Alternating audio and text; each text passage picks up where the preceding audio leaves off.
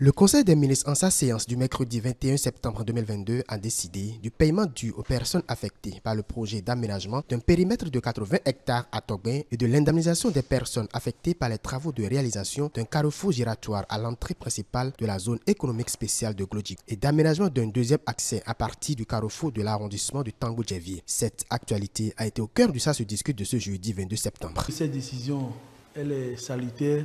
Et ça prouve une fois encore que nous avons en face un gouvernement responsable qui tient à sa parole, qu'il vous souvienne que déjà le gouvernement a commis un expert pour faire l'évaluation des dégâts au niveau des immobiliers et des dégâts au niveau du foncier.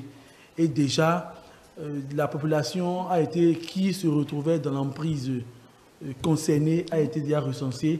Les débatteurs, tout en reconnaissant le bien fondé de cette décision, rappellent que le droit de propriété est un droit constitutionnel. Le droit de propriété est un droit constitutionnel qui ne peut subir d'atteinte que dans certaines circonstances particulières. Et la circonstance particulière ici, c'est l'expropriation.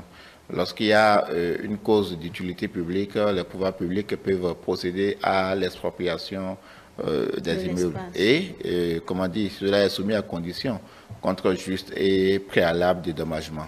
Et c'est ce juste et préalable dédommagement qui, véritablement, dans notre contexte actuellement, pose problème. Par le passé, nous l'avons eu. Et des voix aussi ont commencé par se lever par rapport à l'évaluation en fait, que l'on fait de l'indemnisation qui ne correspondrait pas trop au prix du marché ou à ce qu'auraient voulu les propriétaires, parce que ça n'aurait pas permis de se reloger autrement. Donc, le gouvernement a fait un pas. Quand on parle d'indemnisation, c'est que forcément, en amont, il y a eu déjà des études qui sont faites.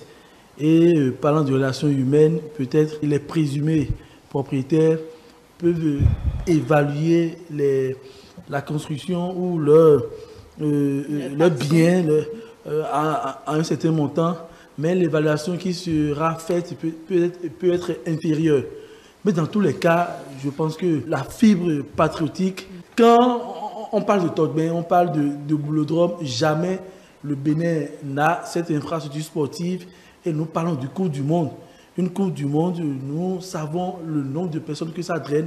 Le Bénin sera un pôle d'attraction dans le monde entier. En dehors de ces indemnisations annoncées par le Conseil des ministres, les débatteurs estiment que le gouvernement doit aller au-delà. Tant que l'indemnisation perçue ou reçue ne permet pas à l'individu de se reloger, ça pose véritablement un problème. Et la façon dont ces cas reviennent là, il faut véritablement que, en fait, que l'on y pense. Je pense que le gouvernement doit aller loin. Loin en ce sens que quand on remet de l'argent frais et de la liquidité à la population, certaines personnes n'ayant jamais manipulé l'argent, lorsqu'on remet l'argent à la population, les besoins existentiels sont là. Et forcément, ces personnes, ces victimes, ne font pas un réinvestissement de l'argent pour construire, pour se reloger, effectivement. Alors moi, je pense que l'État, par le truchement du ministère du cadre de vie, doit penser à construire déjà des logements faits.